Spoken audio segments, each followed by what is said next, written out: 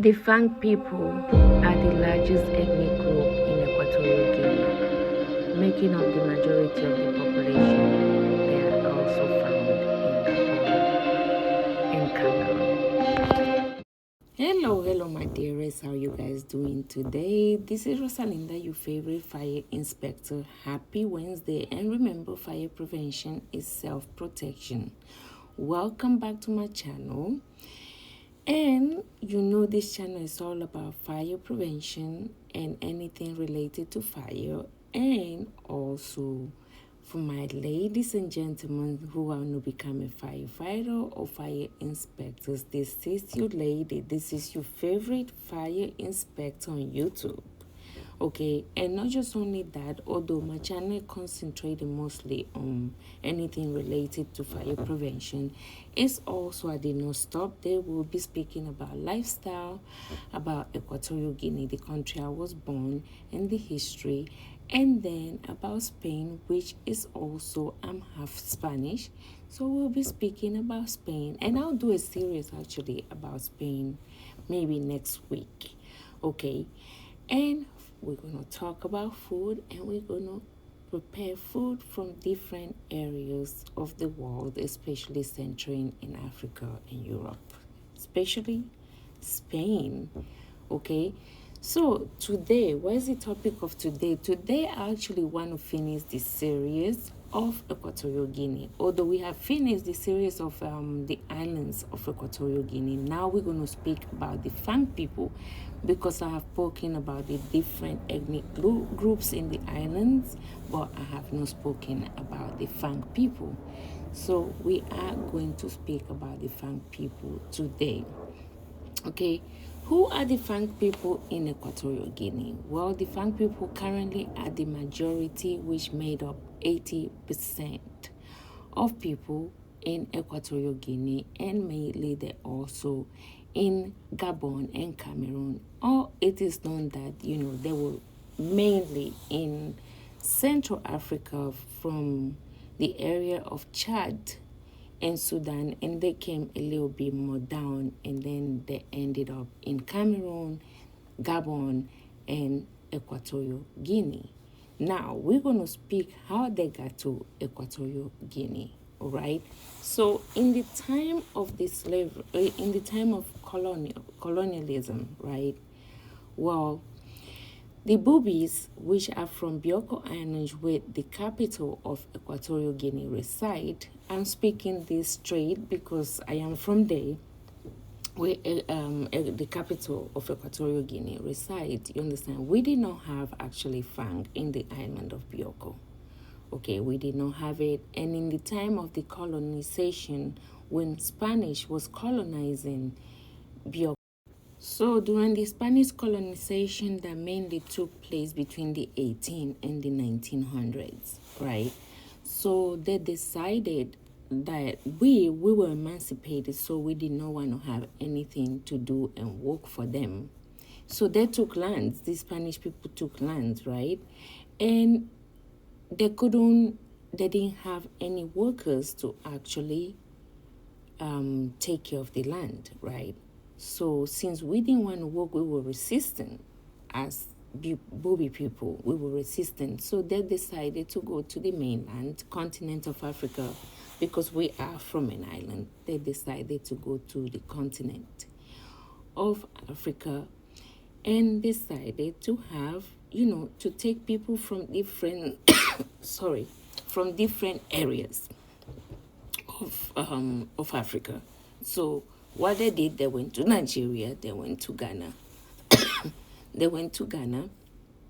and they went to Bata, which is where the country of Equatorial Guinea actually reside, which is next door to Cameroon and Gabon.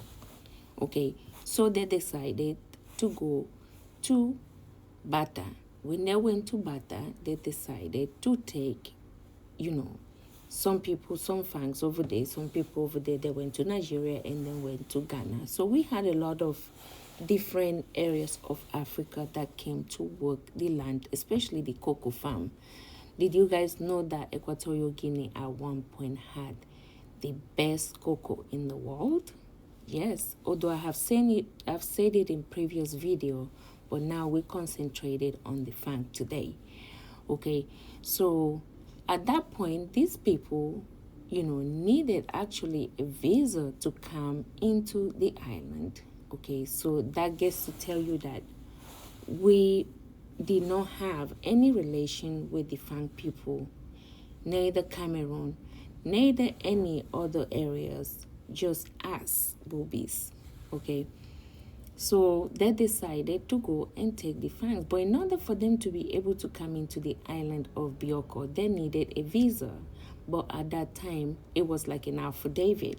So we call it an affidavit because they needed that to come to to Bioko Island, because that's where the Spanish colonization or the Spain put the center, right?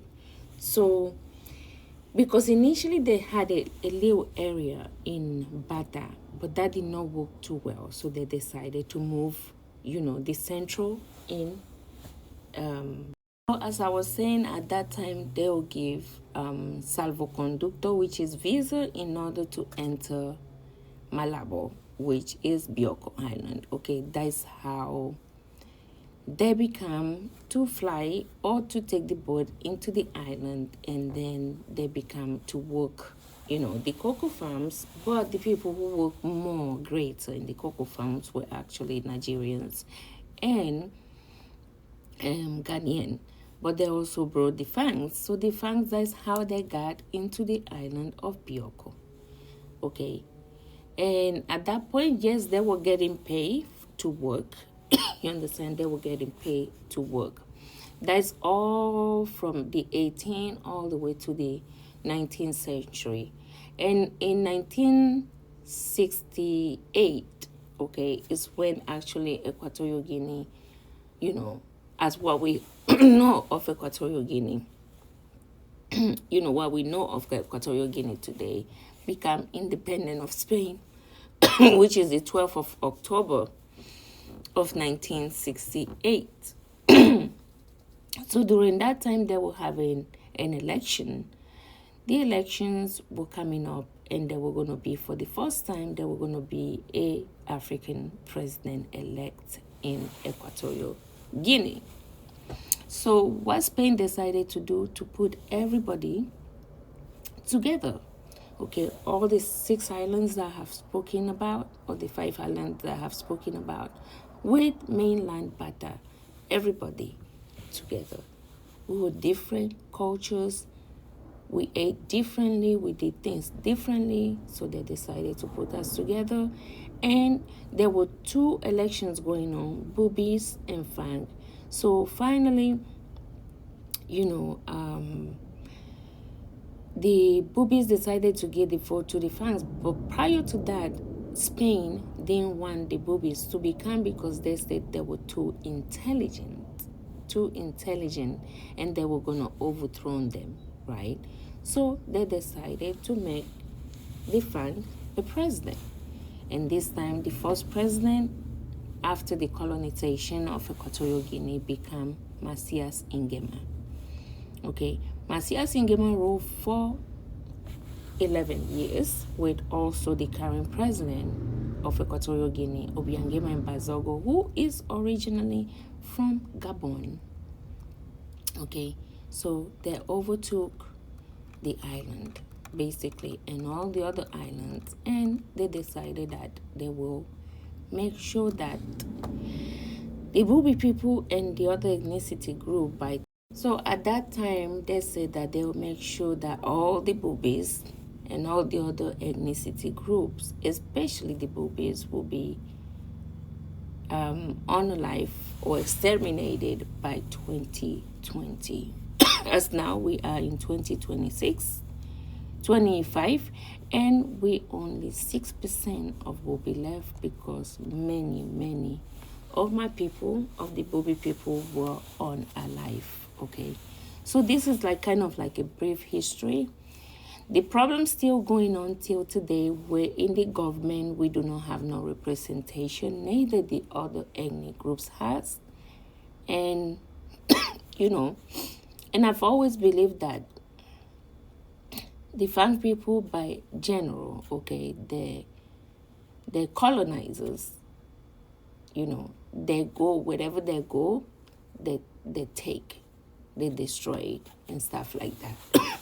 Because I've had a personal experience, you know, because, you know, they have taken almost 75% of our land, you know, where we can't even talk, right?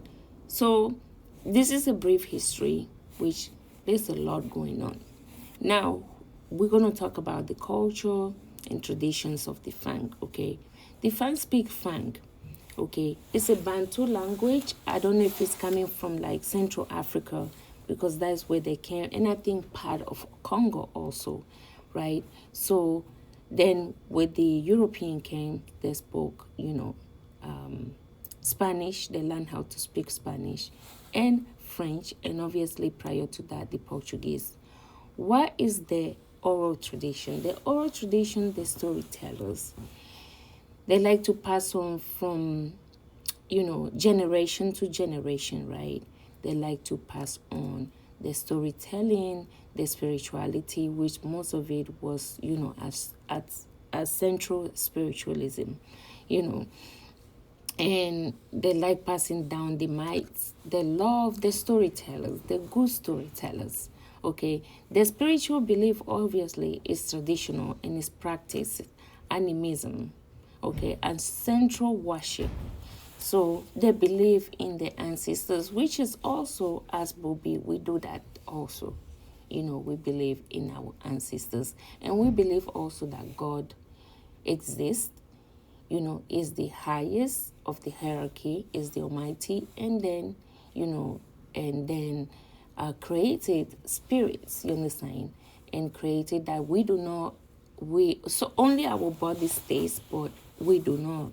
So they believe that you don't die, you understand, when it's time for passing, you do not die, it's just only your body that goes, but you continue on in the ancestral spiritual world. So they're very big with that. And obviously, you know, Christianity also, they're into Christianity because recently, after, you know, during the colonization, you know, they started implementing Christianity, but does not mean that we did not believe in God, because God already existed in us, at least in our culture, right? So what is the Fang known for? They're very, very big. First of all, they're patriarch, okay? So they get married, they can marry to 1, 2, 3, all the way to 7 wives, as long as they can take care of them. But they pay dowry. So when you pay money and you decided right now, you know what, you know, they pay $1 million, depending how you look like. If you have long hair, you do not have long hair, you know, the prices kept going. So the day of the marriage, actually, you know, of the presentation, you know, whatever the family requests, you must bring it, you know, and it can get very, very, very expensive, right? But also, if now at that point the woman want to leave, you know, you can no longer leave because you was paid by a price, right? You was paid by a price. So therefore, in order for you to leave, your family will have to pay all of it. And if they cannot pay it, basically that man can do anything they want with you. And sometimes there have been cases where in this particular culture or any group defined, you know, where, you know, if let's say you had a brother, right? And then the brother got married into this family, right? So if the brother died, you know, the woman, you know, that the brother's wife will end up with the brother that hasn't passed away. Okay, so it was very, very difficult to untie those marriages, because those marriages were more bind than one if you went to the registry here to go and get married, right? The traditional marriage was the most important one, because for them, they believed that it was the one that was place in front of God and in front of the spirits and in front of the families. So that would be like a disappointment if there was to be a breakup of this union, right? So the Fang, they're very, very famous.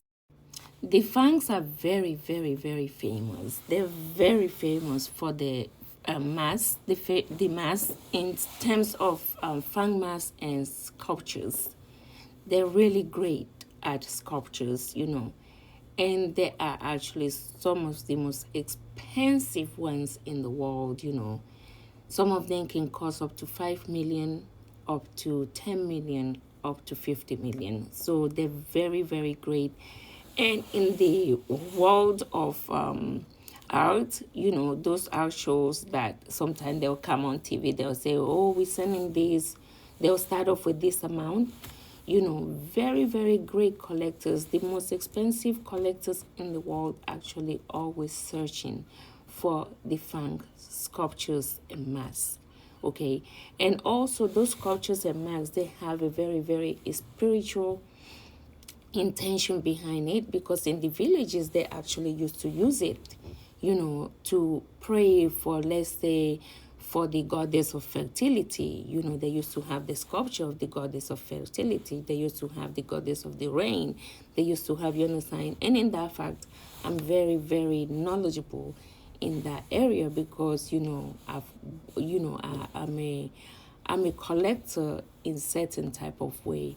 So those sculptures, those collections are very, very expensive, and they're very demanded around the world, especially when it comes down to the most greatest collectors, philanthropists that have a lot of money. They'll pay anything, because those also have, like, those ones, when you get to that point for that type of sculptures and masks, in order to them to leave those villages, or to leave UNESCO, you have to go through a lot. They have to do a lot of sacrifices, a lot of paperwork, because it has become part of the world heritage of UNESCO. So they're very, very famous in sculptures and masks. Okay, I probably will put some of them up here so you guys can see it, and they're very valuable in the world, and they'll literally pay anything to get one of those sculptures. And some of them are up to 900 years old, 1,000 years old. So they have been in those villages for a very, very long time, because those, have also a lot of spiritual powers.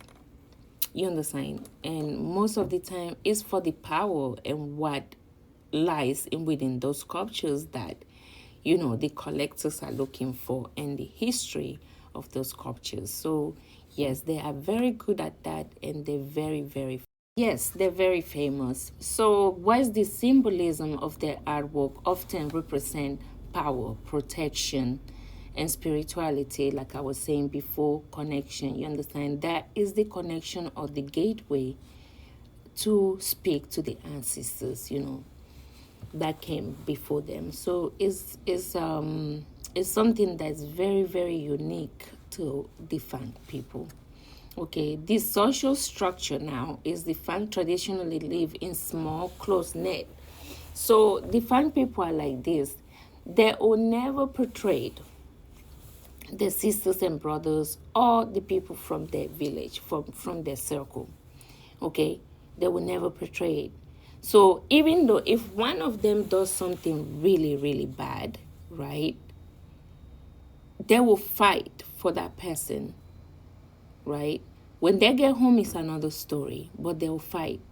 It's one of those group of people you cannot infiltrate just that easy. Which the Bubi people, the problem we've had, because we're individualists. We're very individualists. So if something happened, you don't defend the other person. The other person have to defend themselves, which is one of the worst things the Bubi people have.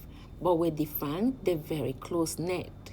You understand? It's like, you got my back. We back to back. You understand? And we are our ride and die. You understand? We all will fight together, and we all will die together, or we all will survive. Will survive together. You understand? So they're very, very big, in that. And I think that that's what have made them to dominate other ethnic groups, especially in Equatorial Guinea. Because they will never sell out the people. But with the Bubi will go and sell you out in a minute. Okay, but the Fang will not do that. So that's one thing I respect about them. You understand? And they respect their families a lot, and their elders especially. We also respect our elders. We matriarch the Bubi people.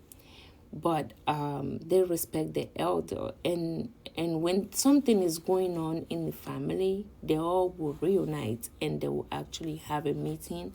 And no one will surpass the elder. You understand? The elder's brother or the elder's sister. So that's one good thing about them.